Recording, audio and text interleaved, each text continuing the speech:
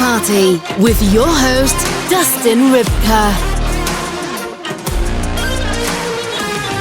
Hello and welcome to Sex Party. I'm your host, Dustin Rybka. And ladies and gentlemen, I hope you're excited because your prayers have been answered.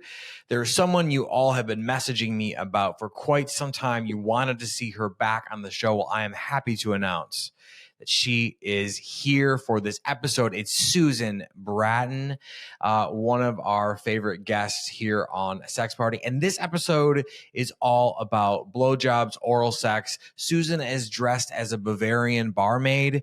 Do we care? Do we know why? I mean, that's all I'm going to say about it. Blowjobs, Susan Bratton, Bavarian barmaid. So without further ado, please enjoy my conversation with Susan Bratton.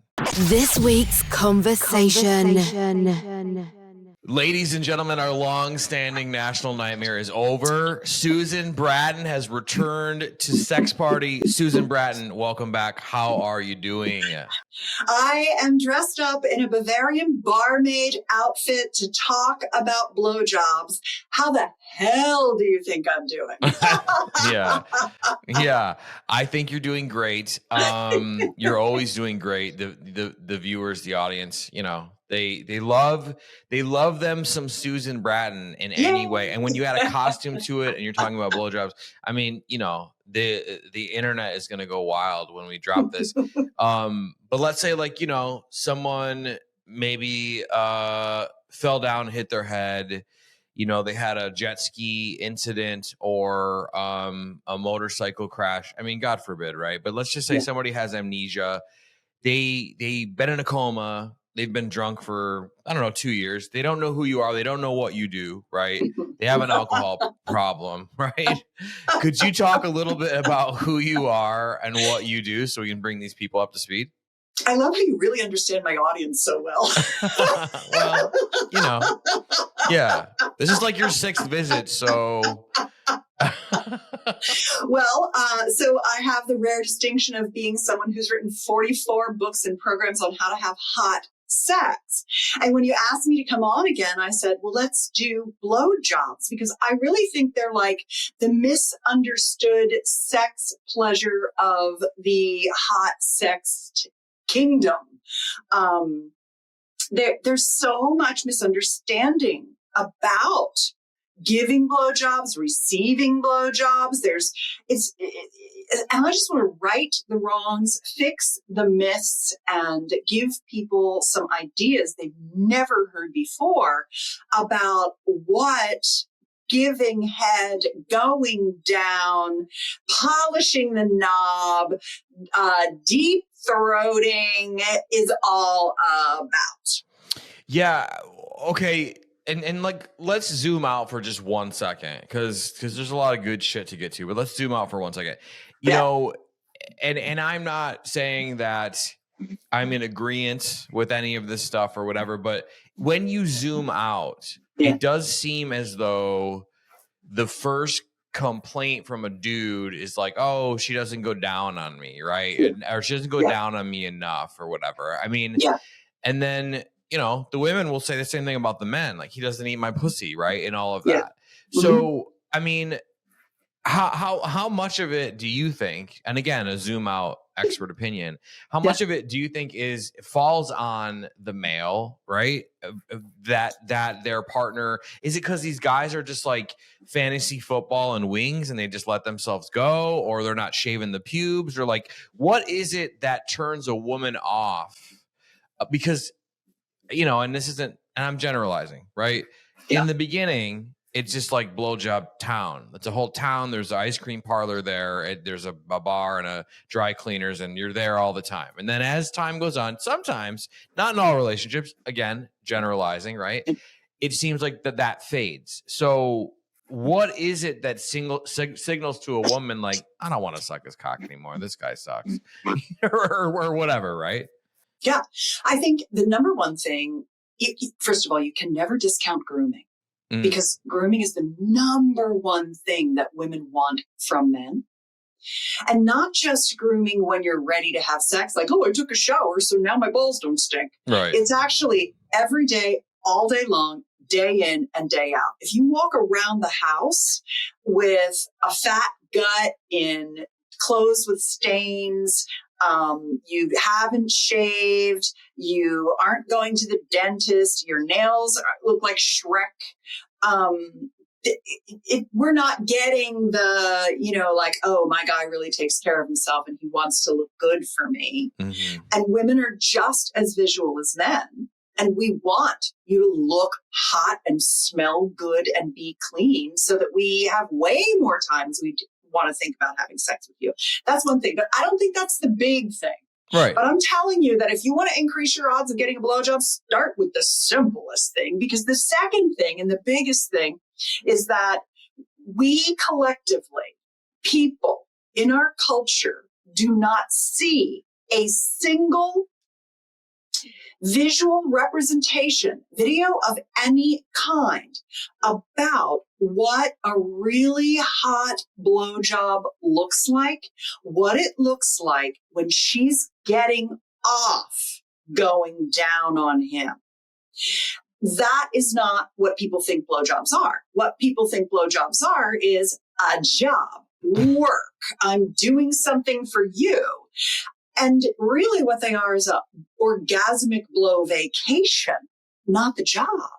They are an opportunity for you as a woman or as a blowjob giver of across the sparkle pony gender spectrum, which I love, to do it to get yourself turned on, to get your juices running, to get your arousal systems working, to light up your desire, to give yourself orgasmic pleasure, to let go of the world and release into sensation and orgasm, and to enter into a kind of what I like to call a conjoined trance state of bliss.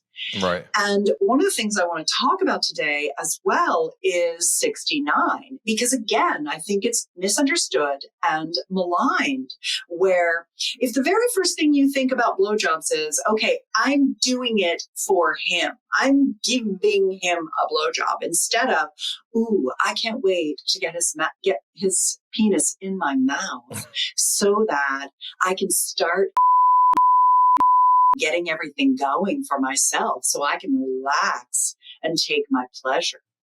Because orgasms are blowjobs are orgasmic for the giver, not just the receiver. That's number one. So we're seeing male-centric images that don't serve the man either, because if you're not having the woman, and we're just going to go man-woman here, but again, gender spectrum. Right. If I'm just going to just say it simply, it's a dude and his lady. She doesn't want to give him blowjobs. How can you get her to give him blowjobs? Well, the very first thing she needs to understand is that, number one, she doesn't necessarily need to take him all the way. He doesn't absolutely have to ejaculate. If she doesn't want to ejaculate in her mouth, she can stop just short of it. She can finish him off with her hand.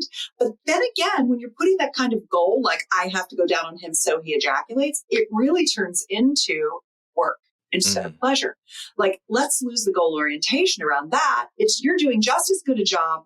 You're doing a better job taking your pleasure and enjoying yourself and learning how to really surrender and open your throat and take it more deeply and have all kinds of orgasms from it, than you are doing it like, I've got to get him off.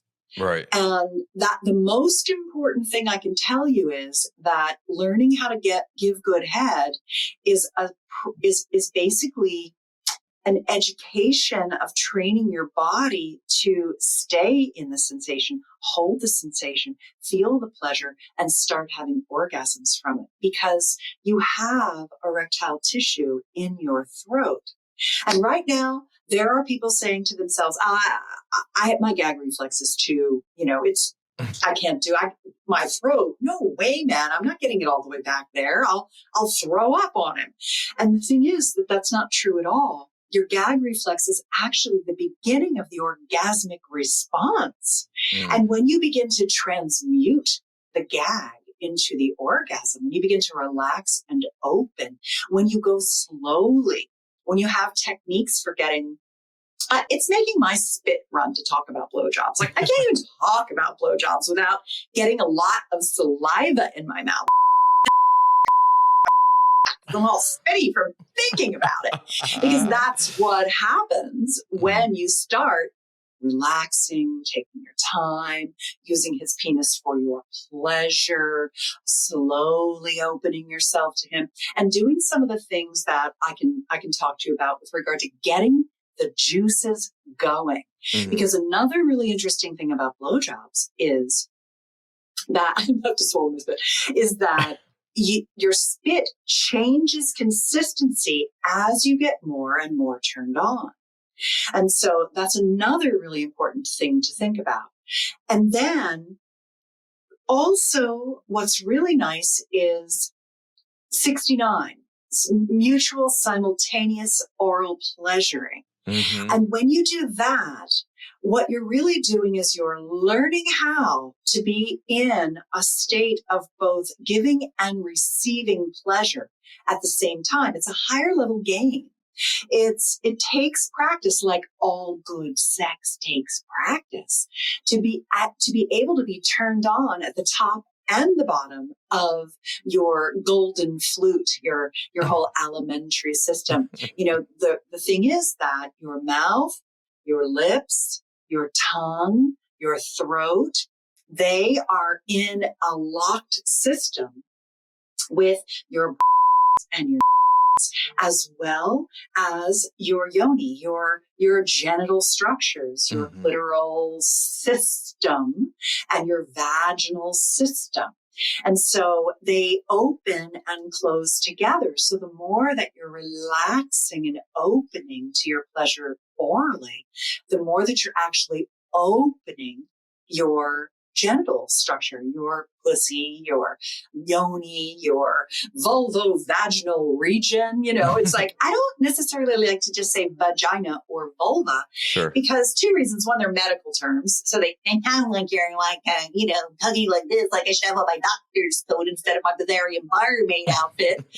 And the vagina is the internal and the vulva is the external, but it doesn't even really account for the clitoral structure, the urethral structure, and the perineal structure, which are our erectile tissue systems that we need to get plump and fluffy and engorged so we have our lady boner.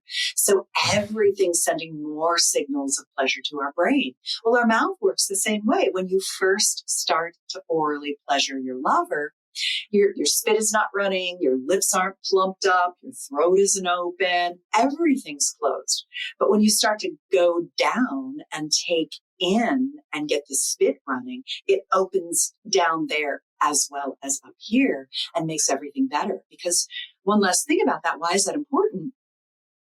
Often women think that they need to be tight. They need to like clamp down. They need to, focus their attention and energy on having an orgasm from their, and I'm going to use the word yoni, Y-O-N-I, most of the time in this discussion, because yoni is a tantric lovemaking word for the whole female genital system, all the parts, as well as her pleasure, her connection to her brain, her biggest sex organ, her connection to self, her connection to her lover, and her connection to spirit, source, joy, ecstasy, bliss. It's like a big concept word that packs up all of the dimensionality of sexual ecstasy into the location.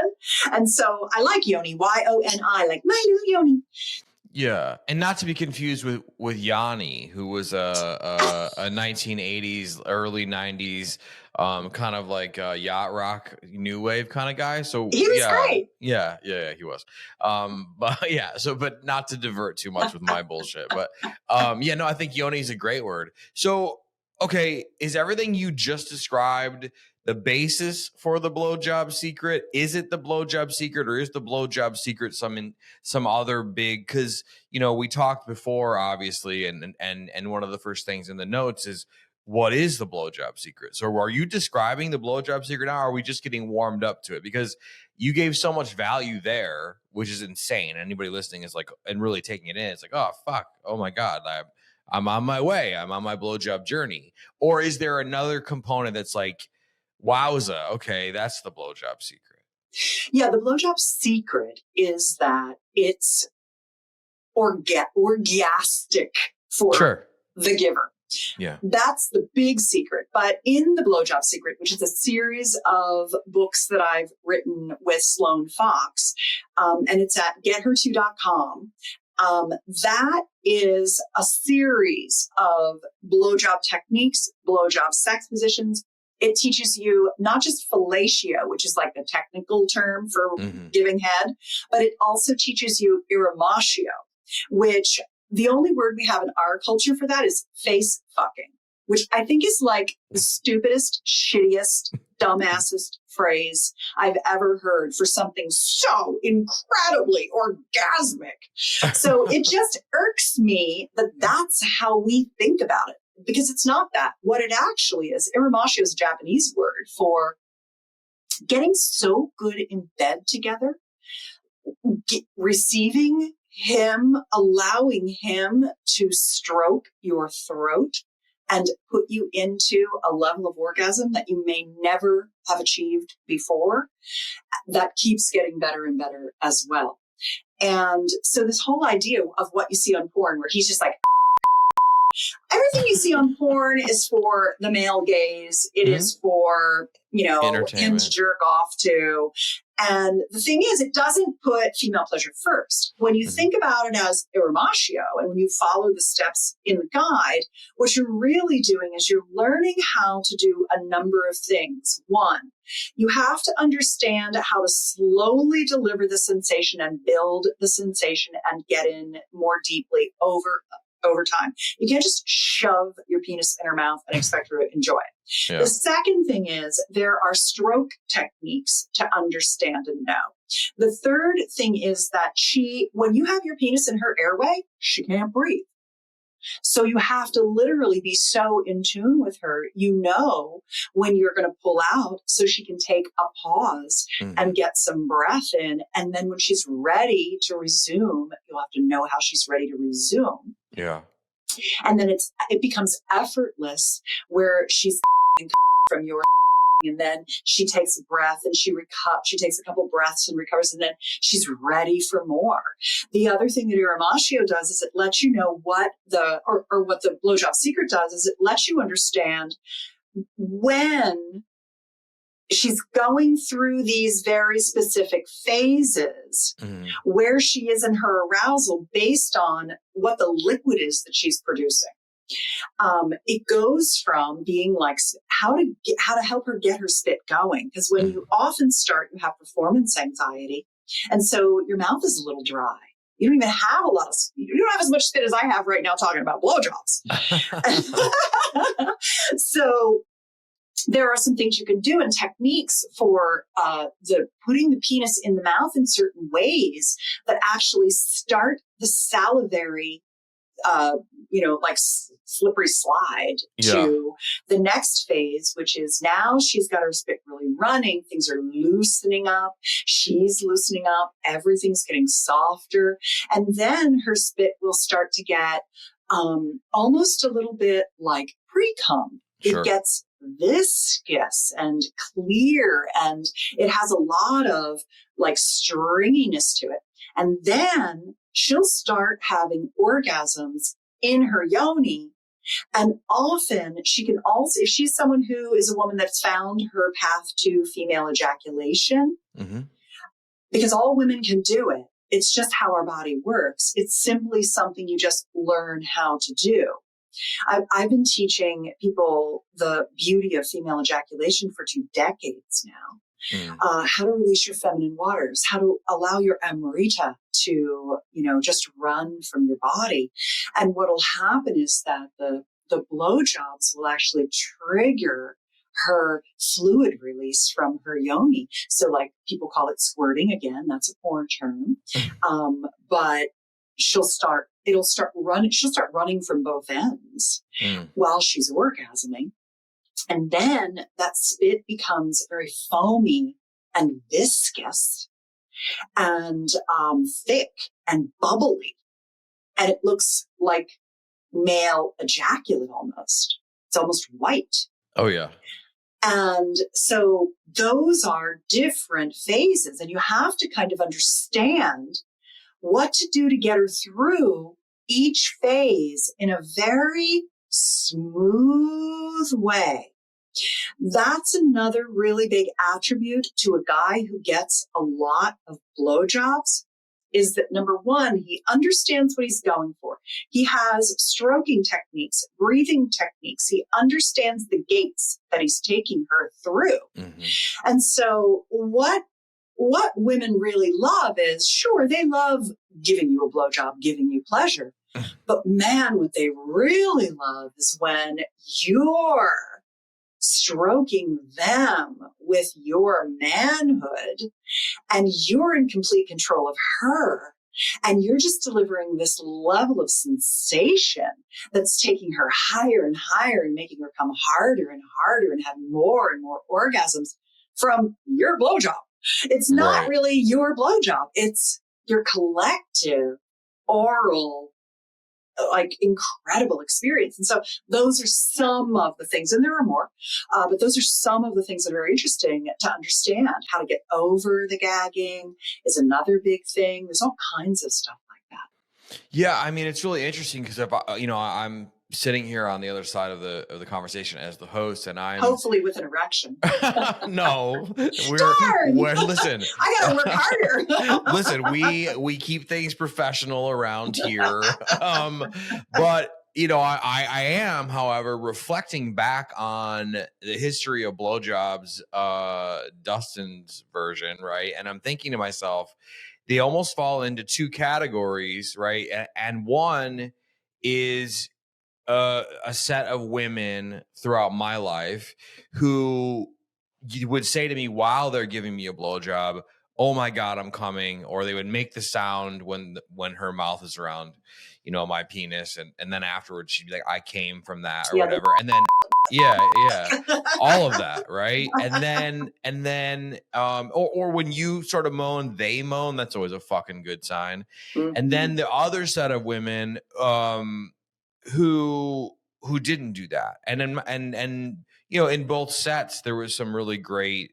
blowjobs, right? But that first group, it everything you said sort of lined up with that, and I was like, wow, I guess I never really reflected on like how genuinely horny and like gorgeous that is when someone is like, because for me, when I'm with somebody, usually, unless like, I mean, I have obviously gone down on women who I wasn't dating, right? But there's something for me where I really need to be fucking if I'm into you, I mean, I don't think I could come from it, but Jesus, do I get turned on from going down? So I can understand, right? From that sort of zone of you're going down on somebody who you really, really dig. She's super fucking hot. There's all these like emotions and like whatever happening. And I'd stay down there forever if I'm into it. Right. And it does feel good for me. I don't think as a man, I could like, shoot fucking ropes out of my penis from it or whatever. Okay. But I do understand that first camp of people who are getting there and they can get themselves off, or they get off from giving you pleasure, and it's the whole thing. That is so fucking, I mean, who doesn't want that, right? There's two things that you said that I would offer up to you as part of your sexual personal growth. Sure. The first one is, and I love that you're always open to that. The first one is that every woman you've been with who was in like the category B women who weren't getting off on it so much, but they were doing it and they were enjoying it. Your masculine sexual leadership could turn those women into women who totally love it and get off on it. And that's what I'm really calling for here, is that sexual leadership it can come from women. It can come from men. It can be bi-directional. And I'm not saying it's always the man's job, but the level of teaching her how, knowing what to do with your penis, knowing what you're going for, telling her what she's capable of, encouraging her as she goes, letting her know she's doing a good job, letting her trust you enough to give you the strokes that will get her off, give her the strokes that will get her off, all of those kinds of things, because it's all learned skills. Instead of just expecting it to be a woman who does or doesn't, you can be the man who makes sure that every woman who goes down on you has incredible orgasms from doing it. That's number one. Number two, and that's just knowing what to do, which is why I wrote The Blowjob Secret of the Slum. Number two is that you said, I don't think I can necessarily have an orgasm from going down on a woman. That's because in your limited view, which is what most men's limited view is, most humans, because this is all we see in porn and the movies. So how would we know? Because there's no good models out there.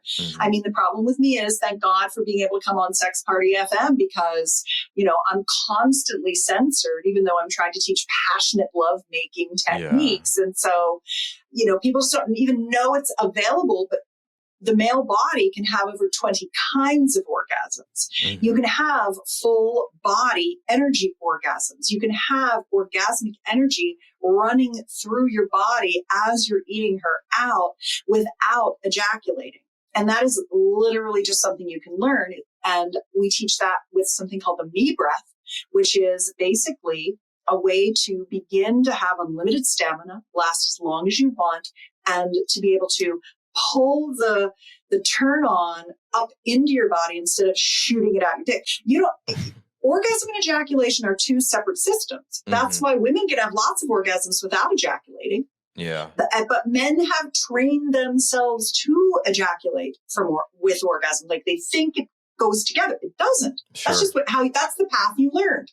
There's 20 other pathways to having orgasms for all human beings. Every body can come in 20 different ways, and 20 is wild cards. So I'm always learning more ways to have orgasms. So I think that it's really just thinking bigger about all of this, thinking bigger about your own leadership, showing her what's possible if she hasn't had any exposure to it, and also working on your own orgasmic potential so you come in lots of ways when you're having sex with your lovers, so they can see you coming. Because just like there's nothing hotter than when your woman is lying there coming like crazy from having sex with you, you love that. Well, so do we. That's what we want. We're not here to perform for you. We're here because we want to honestly have incredible sex, but we also want you to. We don't want you just like making us come. Right. We want to see you coming as hard as we're coming, so we're having just the most incredible experiences together. That's the bigger game, I think. Yeah, no, totally. And you know, a couple things. Number one, we talk about, you know, for me, okay, then the reason I said, oh, I don't know if I am able to come from going down on her or whatever, but it's odd because, and I'd love to, you know, get your opinion on it. On one hand, most of the time when I'm having sex, I've always been this way my whole life. It takes quite a while. Like a quickie for me is probably like 30 to 45 minutes. And that kills everybody. Everyone's like, oh my God, and they bitch about it or whatever. And, you know, that we time shame people, you know, like constantly on the internet. I always see people, well, anything longer than 7 minutes is what, and then you see people that are like, well, he just lasts 2 minutes or whatever. Well, like, what the fuck, right? And so for me, I think there's always been probably like an anxiety level that's just, and as I've gotten older, it's gotten worse. Not to say that, you know, we're not having sex all the time, we're not coming, but for me, it takes a lot of focus and effort, and you cannot be like, okay, we're focusing to come, because that's the opposite, right? So there's that sort of thing that's happens to me, whether I'm, going down on her or we're fucking or whatever. So that's number one. Number two, almost in complete opposition to that, right?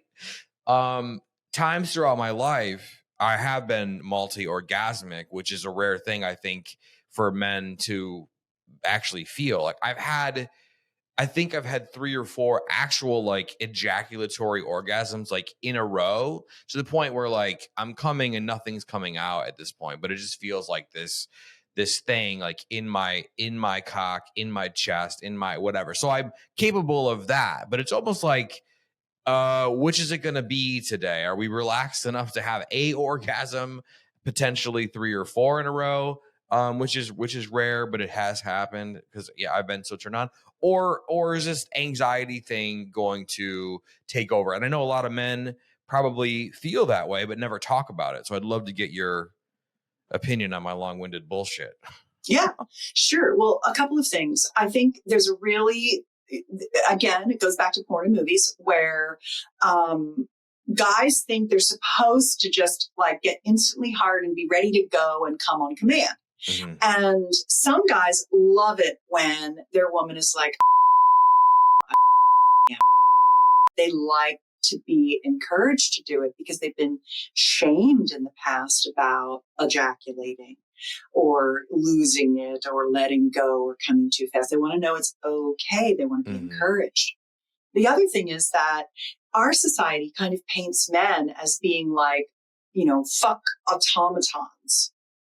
And you're just supposed to be able to get it up and jackhammer a pussy. And men are sensitive, loving, wonderful human beings who want to feel heart connected. They want to be touched all over. They want deep kissing. They want you to look in their eyes. I mean, one of the most sexy things you can do when you're going down on a guy is to not just have your eyes closed the whole time, but just to look up at him and smile and show him how much you enjoy it. I mean, the point of view of a guy looking down at his woman, lovingly lapping his lingam, is such an extraordinary experience for him because he feels cared about and desired, and he wants his penis to be pleasurable for her. And so a half an hour is nothing to think that you would need, that you think that that's, that anyone would think that was too long a time for you. That's just getting settled in. That's getting out of your head and into your body. It's connecting. It's chatting. It's, laughing. It's setting up the lover space. It's kissing and stroking. And you've got to have that kind of stuff. Or what are you doing? You're just like, it's just friction if you're not getting that. It's just, let's just rub our genitals together and get off and go to bed. It's like, maybe sometimes you want to do that. Sure, but that's not what love making is. Yeah. And you want love making, even if it's dirty, naughty, you're trying things, whatever it is. Yeah. It's still, love making doesn't necessarily mean it has to be tame or sweet. There's a lot of hot, naughty love making too. Yeah. Well, I mean, and that's, that's sort of getting into this thing. Like for me, I've always been a really dominant lover, right? I'm a really dominant partner. And people don't realize that, when you start to push into even like BDSM, kink, when you're degrading someone, obviously with consent, right?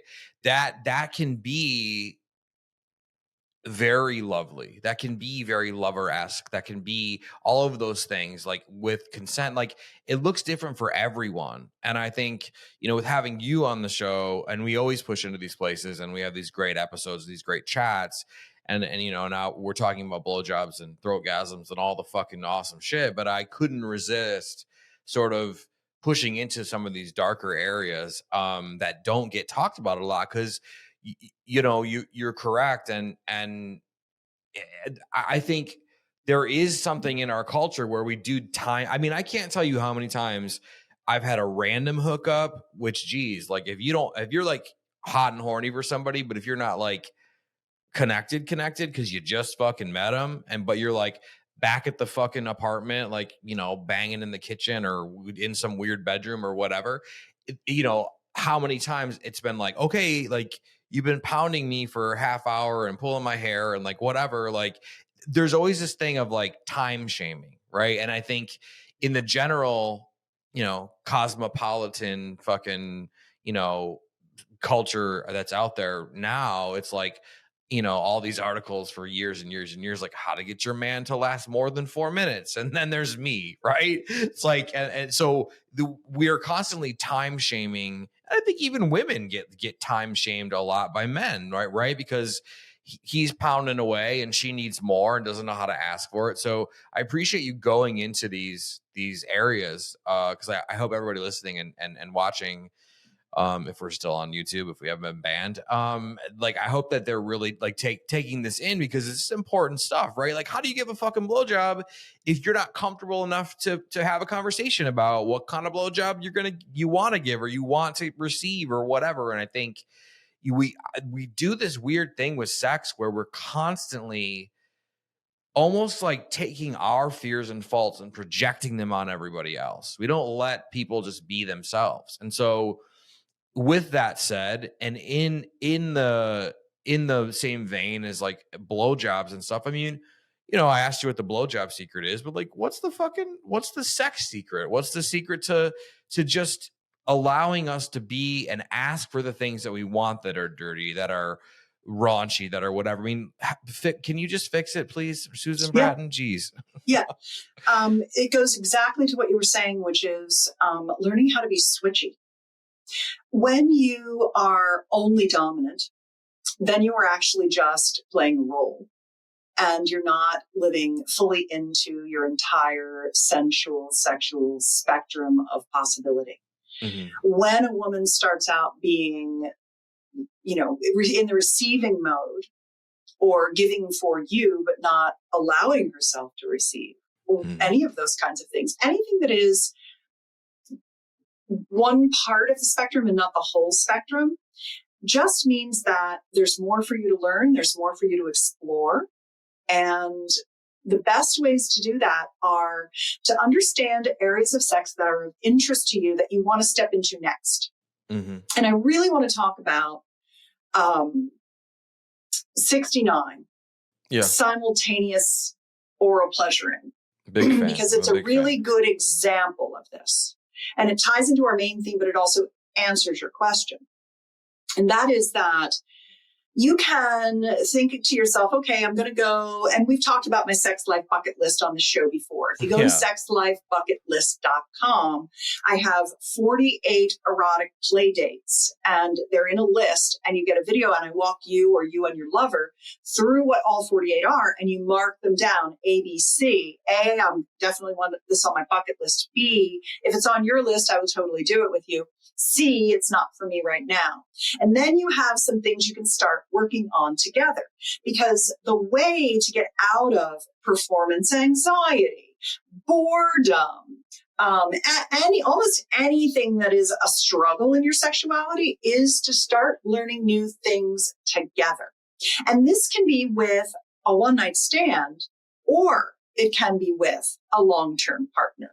Mm-hmm. When you have a relationship where you're physically intimate with someone, you can say to them, one of the things that I'm working on right now is deep throating blowjobs, and I'd like to practice with you. Would you be open to encouraging me and allowing me to get relaxed and having this experience with me, and then giving me feedback and telling me how great I look? And, these are things that make me feel really comfortable. Are you open to doing that? Because it's something that, I haven't had a date in a long time, and I've been wanting to, really work on my throatgasms. I mean, whatever it is, that was just an example. Sure.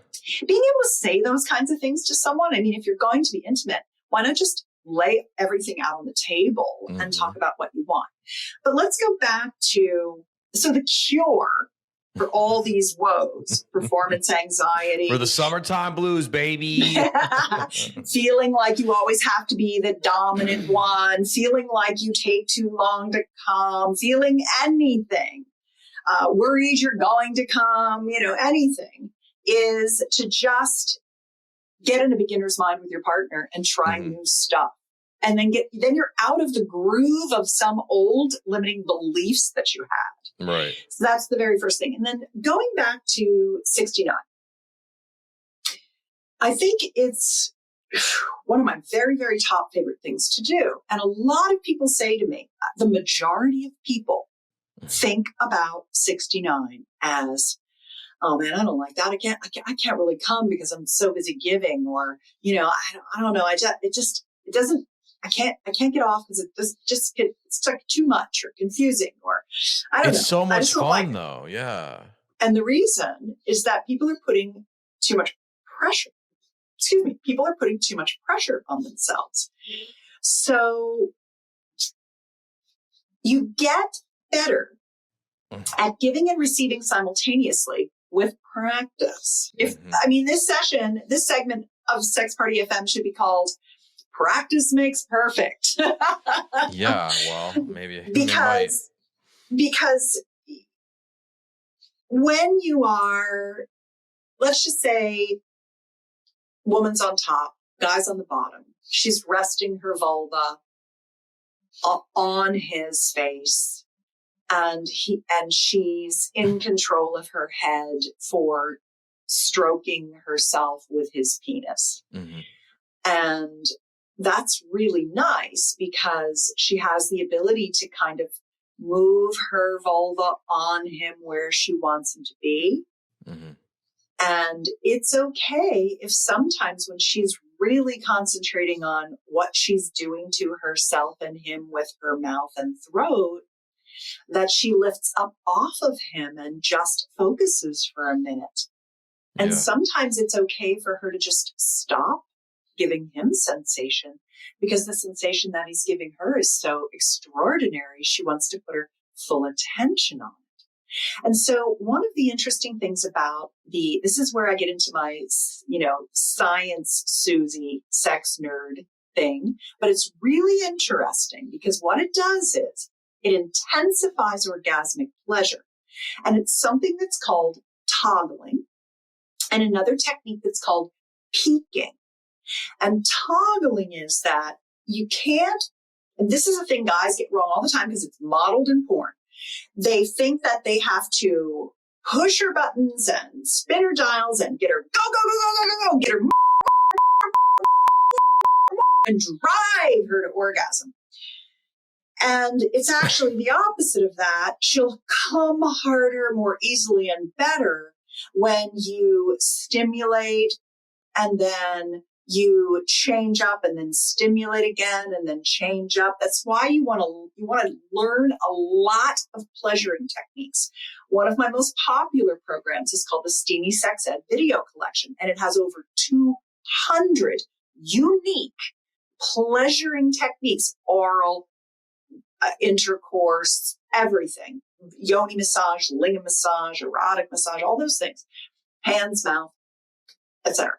And when you have a lot of like an encyclopedic category, like when you go to your personal trainer and they have 1,000 different things they can make you do with weights and bands and blah, blah, blah, that's what you want to be in sex when you're a good lover. You want to have a lot of different ways to stimulate and to be able to be constantly moving around and doing different types of stimulation so that you're activating all of the tissue.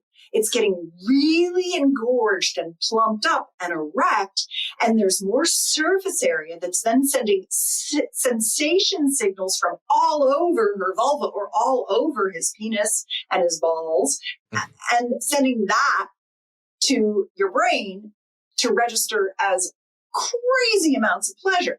So that's one thing. And then the other thing is giving your system a break. That's the peaking. The toggling is different stimulation, and the peaking is a momentary rest where your partner leans in to get more, and that takes them up to another level. And these two things, when you have a lot of different technique skills and you do these things and you're doing them to each other simultaneously, you are learning how to simultaneously hold the sensation of giving and receiving. And when you're giving to get yourself off. Mm-hmm. And when you're receiving, it's getting you off. You're getting yourself off from the receiving. And so you're actually getting yourself off from multiple locations simultaneously. And when you're doing that and your partner is doing that, when you're male, women are much better at this than men. Men are very penis focused. They don't even think about, oh, you mean I could be getting myself off going down on her? Mm-hmm. Like just the sheer pleasure of her taste and stimulating her and it feeling good on your face and all of the hotness of seeing her there and feeling it and having this experience. All of that is additive. So learning new things, getting switchy, having the whole spectrum of giving and receiving, of being in control, of being in surrender, of it becoming not just, okay, I'll be in control today, but moving from that to, in any given moment, I'm taking control, I'm ceding control. In any given moment, I'm completely out of my mind, surrendered to pleasure, versus I'm focused just on giving you sensation. That's a blow job, not a blow vacation. So can you summarize what I said for your listeners in a way where they're like, okay, he put the point on it. That was good. Yeah.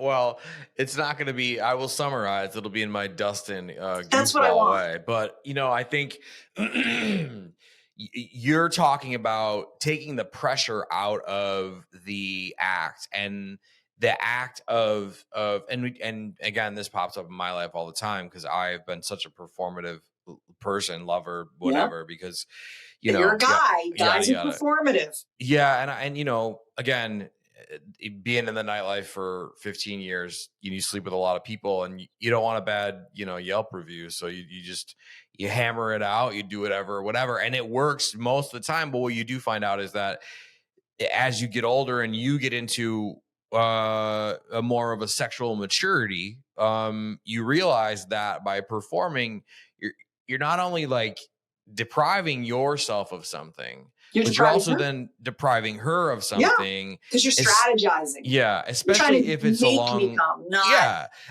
connect with me. Absolutely. And I think, performative in a one night stand, sure, right? Oh, that guy fucked me so great and da-da-da-da-da. But like in a relationship, that performative stuff, like you really have to like take the edge off, take the pressure off. And I think what you're saying is to be open and relaxed and just go with the experience without so much expectation, right? And be in the moment, be present. And it's very difficult nowadays with a fucking election and fucking Grubhub tax return, fucking whatever, like, and people getting blown up all over the place, to be in the moment, to not whatever. And I think it even makes it more important now to sort of shut that shit off and put the kids to bed or whatever it is, to get to a place where you can have it at least a couple times a week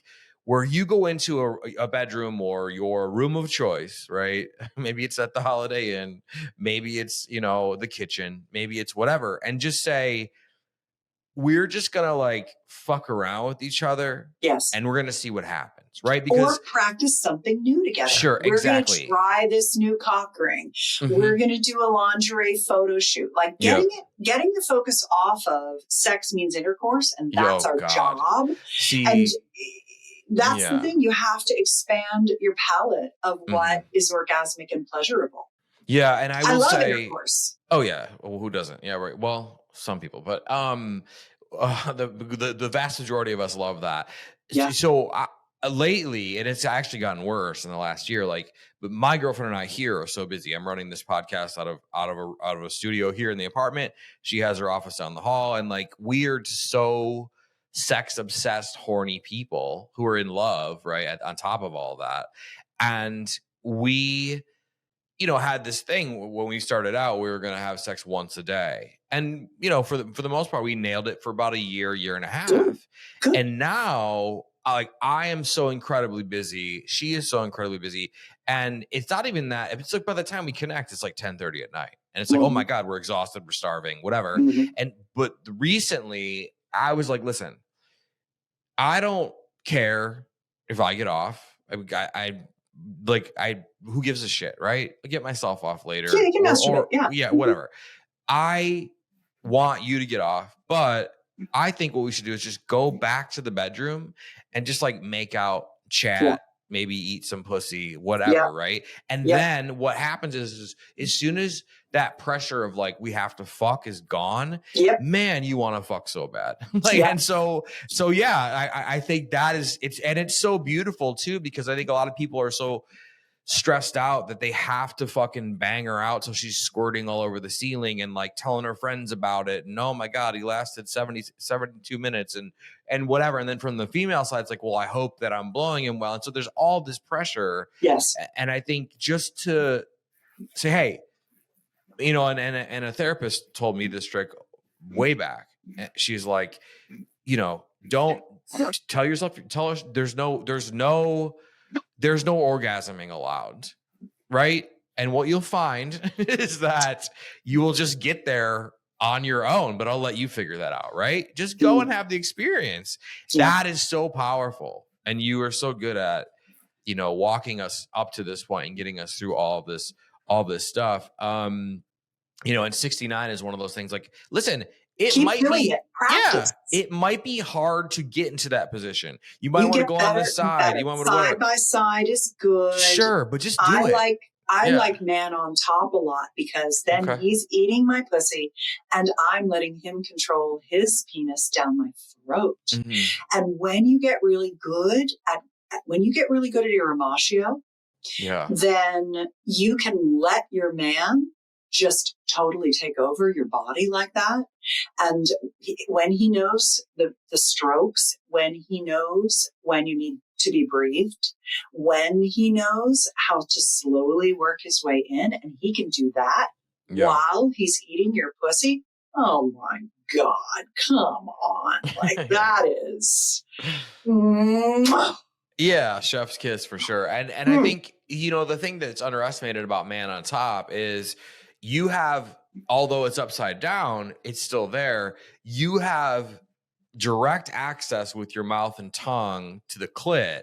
You pull that fucking, hood back and you're there. You're right there. You can use the bottom of your tongue, that's the front of your tongue. And it's like a whole different sensation because you're upside down. And so I feel like that is so underestimated from that angle. And, when we talk about oral sex, we talk about blowjobs, a lot of things that come up, and these are more like basic things, but I think that we should touch on them. Can I say one thing? You can say whatever you want, Susan Bratton. I have an illustrated guide to 7 of my recommended sex positions that it's at 7positions.com. I think it's the number 7positions.com. I think that's what the URL is. And one of the positions in there is called chingalinga. And it's actually a way that you can, the woman can lie on the bed in a certain position where the guy can his in her based on which way his cock curves, if it does. Some guys' cocks are really far up, some are really far down, some go to the side or this side, right? So you want to adjust for that. And then he drops his cock in her mouth and he's doing iramatio to her while and playing with her boobs and nipples while she's got a vibrator on her clit. And so he is delivering all this sensation to her because he knows how to breathe her, where to stroke, what the states are, all of those things that I talked about earlier. And she can just and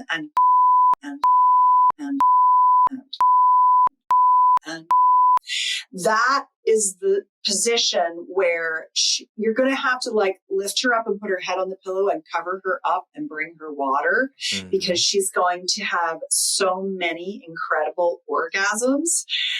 So that's at 7positions.com. I tell you exactly how to do it, and that's free. And so you might like that too. I always like to talk about, I can't go into everything, but I can at least give you whatever struck your fancy. Sure. Yeah, no, of course. And I think that's brilliant. Like you know, and I think that that's important. And I love that when people, experience the Susan Bratton episode, I always get, oh my God, I went over and downloaded the guide or whatever. And oh my Good. God, I'm That's in love why I with make 'em. Susan. Yeah. And I'm like, well, listen, you can send her an email, tell her you're in love with her. You could also send her an email, tell her, thank you or whatever. She will get back to your email at some point, I or do. whatever.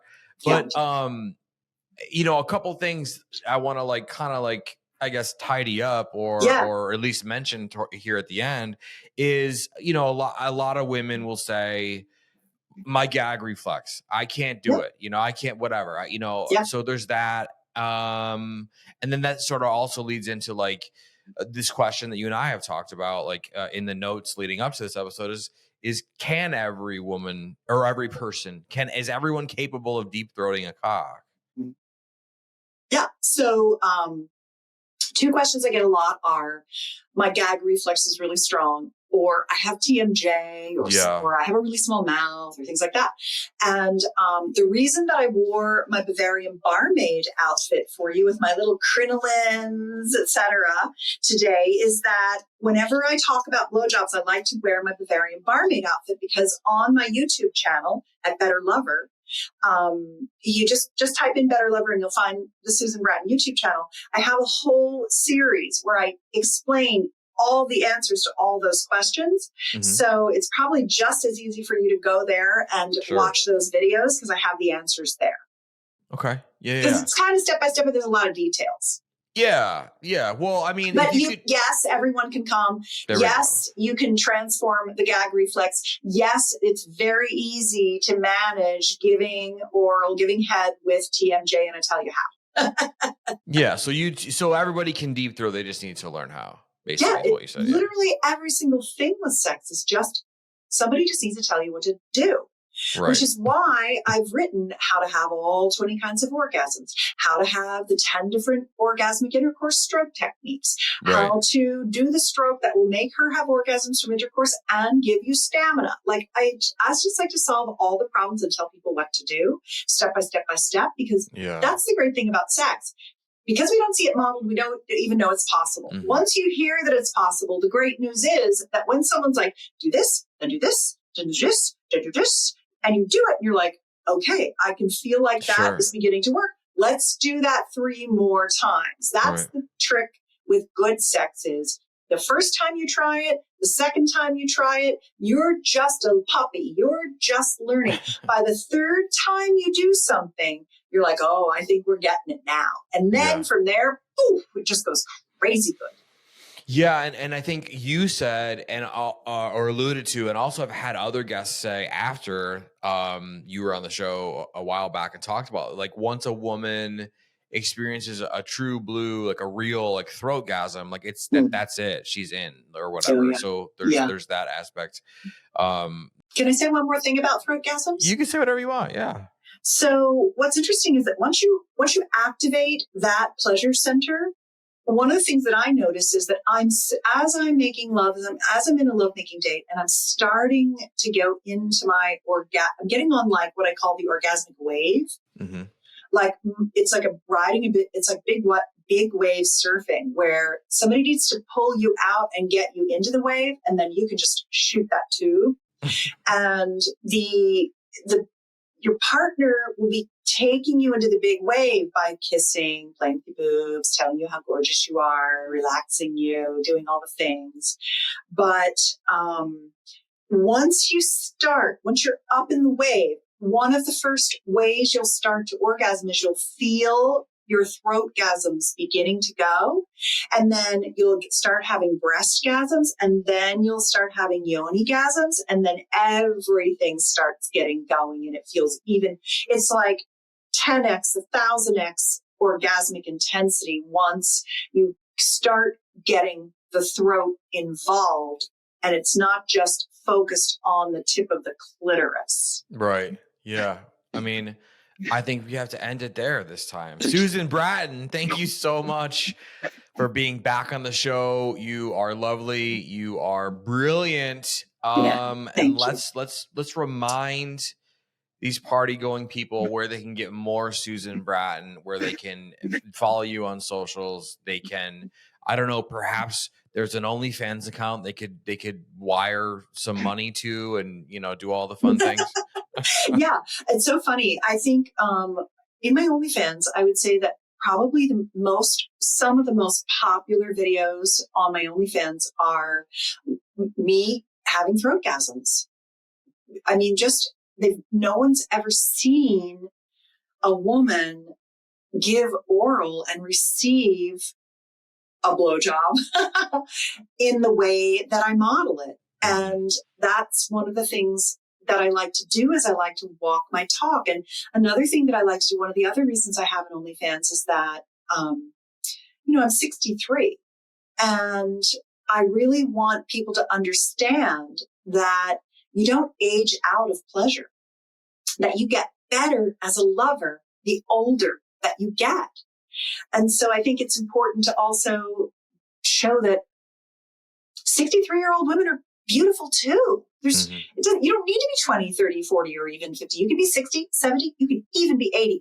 The difference between how I look in my 60s and how like my mom looks in her 80s is not much different. You're beautiful your whole life long, and you get better at sex. So my OnlyFans, if you go to moresusan.com, it has links to a lot of my things. Sure. That's a good way to find me. And then another thing, I talked about my YouTube, Better Lover channel. And then betterlover.com, I do a newsletter 2 days a week that I'm always talking about all of these kinds of things. Here's a link to the 20 different kinds of orgasms and how to have them, like all these different things. Sure. Here's the link to the sex life bucket list. And here's what you guys are telling me you like the most and what's on your bucket list and things like that. So betterlover.com is also good if you kind of like my approach to things. That might be a good, enjoyable experience for you as well. So amazing. Thank you. And thanks as always for having me on. I love our dialogues, and I love being able to be here with you. So thank you. Yeah, well, the holidays are coming, which means I'm going to be doing some specials, and you never know who might pop up. So a little tease there, but thanks again for being with me for another amazing, brilliant episode. Love ya. We'll talk soon. Big thank you to my guest and my friend Susan Bratton for being with me here again on the show. She will be back, and if you're loving guests like Susan, and you want to see more of her, right?